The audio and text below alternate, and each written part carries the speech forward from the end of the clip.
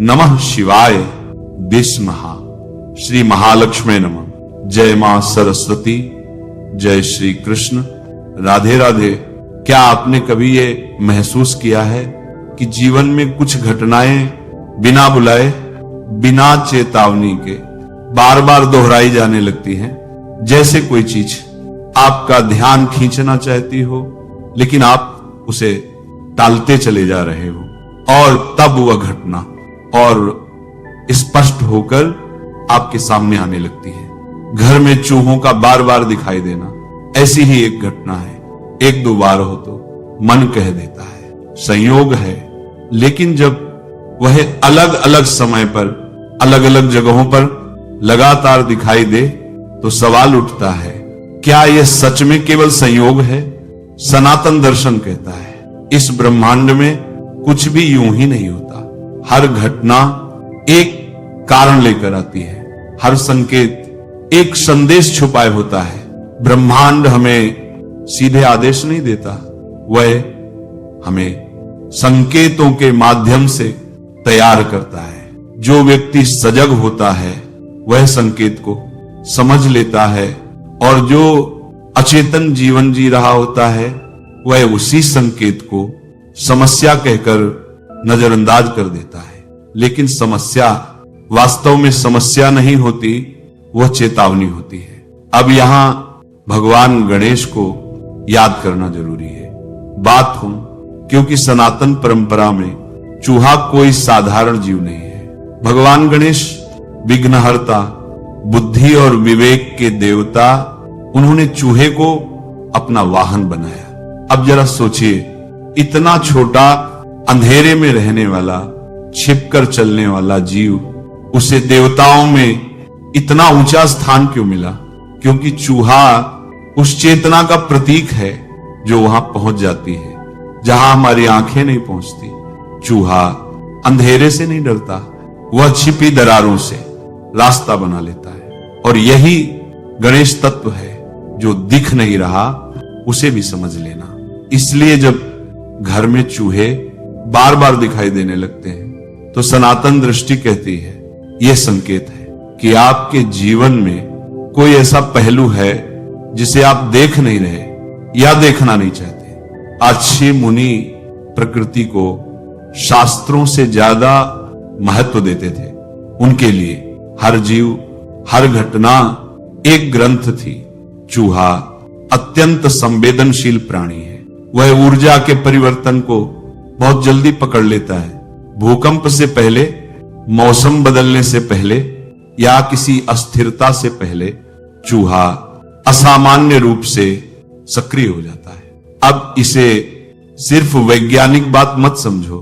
सनातन कहता है जहां ऊर्जा बदलती है वहां संकेत पहले आते हैं। और जब आपके घर में बार बार चूहे आने लगे तो इसका अर्थ यह भी हो सकता है कि आपके जीवन की ऊर्जा अब वैसी नहीं रही जैसी पहले थी। कुछ अटका हुआ है, कुछ सड़ा हुआ है, कुछ साफ होने की मांग कर रहा है। लेकिन यह सफाई सिर्फ झाड़ू पोंछे की नहीं है, यह अंतर की सफाई है।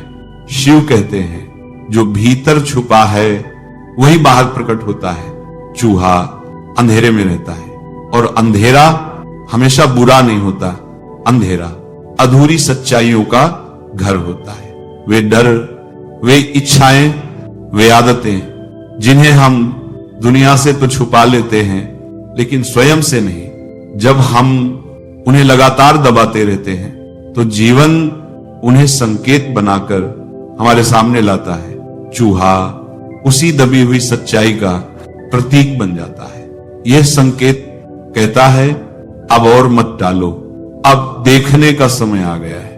यही कारण है कि गणेश जी की पूजा हर शुभ कार्य से पहले होती है, क्योंकि जब तक भीतर की गंदगी साफ नहीं होती तब तक बाहर का कार्य सफल नहीं होता। चूहों का आना इसी नियम की याद दिलाता है। जब हम भगवान गणेश के वाहन चूहे को केवल एक प्रतीक के रूप में नहीं बल्कि एक चेतावनी के रूप में समझते हैं, तब जीवन की बहुत सी परतें अपने आप खुलने लगती हैं। सनातन धर्म में कोई भी प्रतीक यूं ही नहीं चुना गया। हर प्रतीक के पीछे गहरी चेतना, अनुभव और सत्य छुपा है। चूहा उस चेतना का प्रतिनिधि है जो छोटे से छोटे छेद से भी भीतर प्रवेश कर जाती है। ठीक वैसे ही जैसे हमारे जीवन में कुछ विचार, कुछ आदतें, कुछ भावनाएं धीरे धीरे चुपचाप भीतर प्रवेश कर जाती हैं और हमें पता भी नहीं चलता कि वे कब हमारे पूरे जीवन को कुतरने लगती हैं। भगवान गणेश को विघ्नहर्ता कहा गया है, लेकिन वे विघ्नों को हटाने से पहले उन्हें दिखाते हैं। वे पहले संकेत देते हैं। चूहा उसी संकेत का स्वरूप है। जब चूहा बार बार घर में दिखाई देता है तो यह संकेत देता है कि कहीं न कहीं कोई ऐसा विघ्न जन्म ले रहा है जिसे अभी देखा जा सकता है, समझा जा सकता है और समय रहते रोका जा सकता है। अगर आप अभी सजग हो जाएं तो वही विघ्न आपके लिए वरदान बन सकता है। और अगर आप अन्न देखा कर दें तो वही छोटा सा संकेत आगे चलकर बड़ा संकट बन जाता है। सनातन परंपरा कहती है कि मनुष्य का मन भी चूहे की तरह है। वह इधर उधर दौड़ता है, हर चीज को कुतरता है, शांति से बैठना नहीं जानता। इसलिए योग और ध्यान की परंपरा में सबसे पहले मन को साधने की बात कही गई है। जब मन अस्थिर होता है तब जीवन में अव्यवस्था बढ़ने लगती है। घर में चूहों का आना उसी अस्थिर मन का बाहरी प्रतिबिंब हो सकता है। यह संकेत देता है कि आपके भीतर बहुत सारे विचार बिना नियंत्रण के दौड़ रहे हैं, आपकी ऊर्जा बिखर रही है और अब उसे समेटने का समय आ गया है। शिव और शक्ति की परंपरा में कहा गया है कि जब ऊर्जा रुक जाती है तो सड़न शुरू होती है। ठहरा हुआ जल गंदा हो जाता है और ठहरी हुई ऊर्जा नकारात्मकता को जन्म देती है।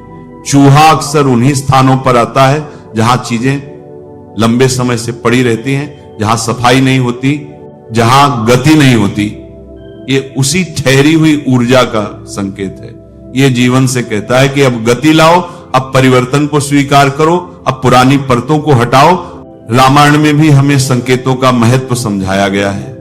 जब कोई बड़ा परिवर्तन होने वाला होता है तो प्रकृति पहले संकेत देती है। हवा का बदलना, पशु पक्षियों का व्यवहार बदलना, ये सब आने वाले परिवर्तन की सूचना होते हैं। चूहों का अचानक सक्रिय होना भी उसी परंपरा का हिस्सा है। यह जीवन के उस मोड़ की ओर इशारा करता है जहां आपको जागरूक होकर निर्णय लेना है। भगवान कृष्ण गीता में कहते हैं कि मन ही मित्र है और मन ही शत्रु। चूहा उसी शत्रु मन का संकेत हो सकता है जो आपको भीतर से कमजोर कर रहा है। देवी काली का स्वरूप भी हमें यही सिखाता है। वे अंधकार को नष्ट नहीं करती बल्कि उसका सामना कराती है। वे डरावनी लगती हैं लेकिन उनका उद्देश्य मुक्ति है। चूहा भी पहले डर पैदा करता है लेकिन उसका उद्देश्य चेतावनी देना है। यह डराने नहीं, जगाने आता है। सनातन धर्म में कहा गया है कि जो संकेतों को समझ लेता है उसे शास्त्र पढ़ने की आवश्यकता कम पड़ती है। जीवन स्वयं उसका गुरु बन जाता है। चूहों का बार बार आना उसी गुरु का एक मौन उपदेश है।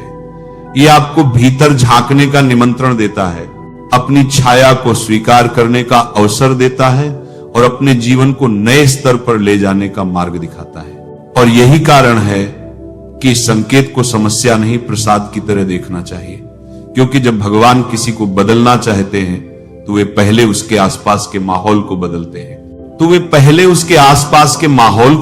हैं। कभी लोग बदल जाते हैं, कभी परिस्थितियां और कभी छोटे छोटे जीव संकेत बनकर सामने आते हैं। चूहा भी ऐसा ही एक संकेत है, छोटा लेकिन अत्यंत अर्थपूर्ण।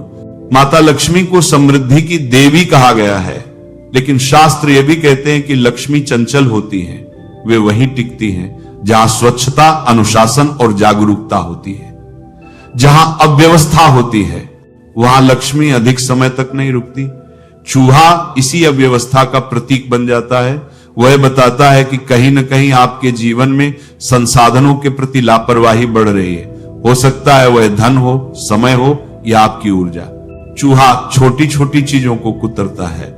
वह एकदम से बड़ा नुकसान नहीं करता, लेकिन धीरे धीरे आधार को कमजोर कर देता है। यही संदेश धन और कर्म के स्तर पर भी लागू होता है। अनावश्यक खर्च, बिना सोचे समझे लिए गए निर्णय, गलत संगति या अधूरे कर्म, ये सब धीरे धीरे जीवन की स्थिरता को खोखला करते हैं। चूहा उसी धीमे नुकसान का संकेत है जिसे अभी भी रोका जा सकता है। सनातन परंपरा में कहा गया है कि घर केवल ईंट पत्थर की संरचना नहीं होता, वह ऊर्जा का केंद्र होता है। जहां कलह, असंतोष और अनकहे तनाव होते हैं, वहां ऊर्जा भारी हो जाती है। चूहा उसी भारी ऊर्जा की ओर आकर्षित होता है। यह संकेत देता है कि रिश्तों में कहीं न कहीं कुछ सड़ रहा है, कोई बात जो कही नहीं गई, कोई भावना जो दबाई गई, कोई दूरी जो बढ़ती जा रही है। रामायण में जब कोई बड़ा परिवर्तन होने वाला होता है तो पहले घर का वातावरण बदलता है। छोटी छोटी घटनाएं असामान्य लगने लगती हैं। ये घटनाएं चेतावनी होती हैं कि अब निर्णय लेने का समय आ गया है। चूहों का बार बार घर में दिखना भी वैसी ही चेतावनी हो सकती है। यह कहता है कि अब जीवन की व्यवस्था को नए सिरे से देखो। क्या सब कुछ वैसा ही है जैसा होना चाहिए, या आप बस आदत में जीते चले जा रहे हैं? जब आप इस संकेत को गंभीरता से लेते हैं तो जीवन धीरे धीरे आपको सही दिशा दिखाने लगता है। आप अपने खर्चों, अपने संबंधों और अपने कार्यों को नए दृष्टिकोण से देखने लगते हैं। आप समझने लगते हैं कि क्या वास्तव में मूल्यवान है और क्या सिर्फ आदत बन चुका है। यही वह बिंदु है जहां बाहरी जीवन में भी सफाई शुरू होती है। चूहा अंधेरे में सहज रहता है, वह आपको यह याद दिलाता है कि आपका अंधेरा भी देखने योग्य है। आपके भीतर की काली छाया, जो भय, अनिश्चितता और अधूरी इच्छाओं के रूप में मौजूद है, अब बाहर आने लगी है। यही समय है जब देवी काली की ऊर्जा को समझना महत्वपूर्ण हो जाता है।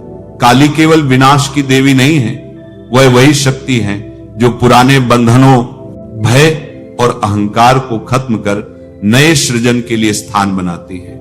चूहा और काली की ऊर्जा दोनों मिलकर आपको यह संकेत देते हैं कि अब पुरानी संरचनाओं और विचारों को छोड़ने का समय आ गया है। शिव भी इस प्रक्रिया में महत्वपूर्ण है। शिव को ध्यान और शुद्ध चेतना का प्रतीक माना जाता है। जब चूहा अंधेरे में सक्रिय होता है, वह आपको यह संदेश देता है कि भीतर की अराजकता को देखना, स्वीकार करना और उसे शुद्ध करना ही आपके जीवन की स्थिरता के लिए आवश्यक है। शिव के ध्यान और योग का संदेश यही है कि स्थिर मन और जागृत आत्मा के माध्यम से ही आप वास्तविक स्वतंत्रता और शक्ति प्राप्त कर सकते हैं। जब आप अपने घर में बार बार चूहों को देखते हैं तो यह केवल एक साधारण घटना नहीं रह जाती, यह आपके जीवन की गहरी परतों में छुपी चेतना का संकेत बन जाती है। जीवन के हर संकेत का उद्देश्य यही है कि आप जागें, समझें और बदलाव को अपनाएं। सनातन धर्म में कहा गया है कि हर कर्म, हर परिस्थिति और हर जीव, चाहे वह छोटा हो या बड़ा, ब्रह्मांड के संदेशवाहक हैं। चूहा भी ऐसा ही संदेशवाहक है।